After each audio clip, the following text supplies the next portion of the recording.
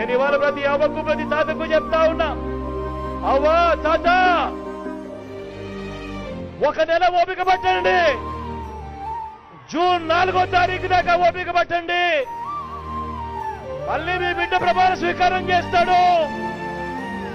ప్రమాణ స్వీకారం చేసిన మొట్టమొదటి రోజే నా మొట్టమొదటి సంతకం మీకోసం పెడతాను అని చెప్పి ప్రతి అవ్వ తాతకు చెప్తా ఉన్నా.